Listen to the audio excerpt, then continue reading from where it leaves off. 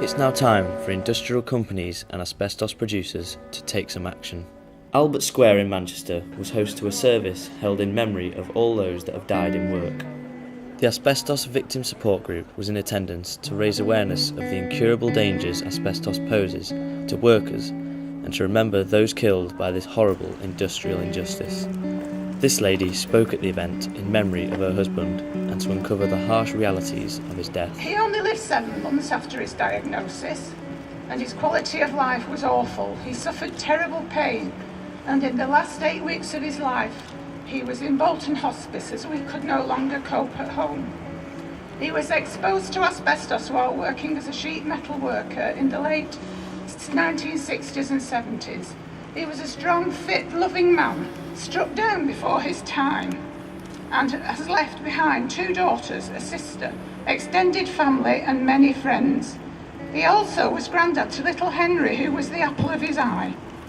He would have been a granddad again to baby Scarlett, but he has been robbed of ever seeing this child, and I lost my soulmate. His death, along with so many others, was needless. Employers and the government knew about the links between asbestos and cancer for many years before taking any action to safeguard workers and their families, putting profits before people. Shame on them. Why is it that Manchester has a noticeably higher mesothelioma death rate compared to the rest of the UK? I went to go and find out. This site here in Rochdale has caused major controversy. This abandoned warehouse behind me was first used by Turner & Newell, a leading manufacturing business. They are one of the first companies to industrialise asbestos, and since its demise in 2001, it's left a harrowing legacy.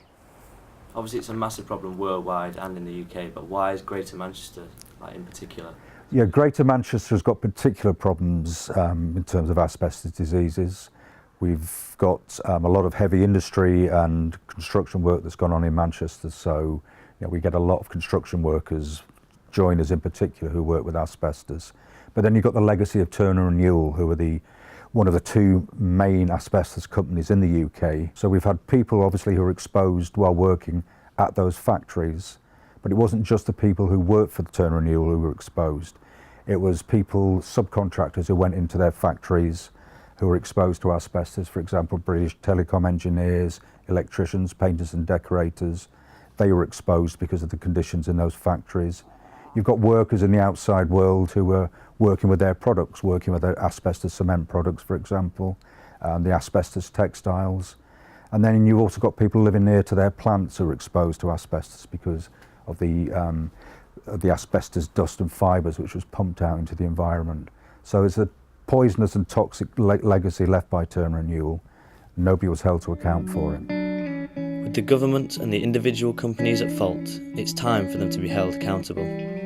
This, added to the much-needed collaborative work of selected scientists, will hopefully put an end to this awful injustice and help the world to be free from all asbestos. Ben Hobson reports.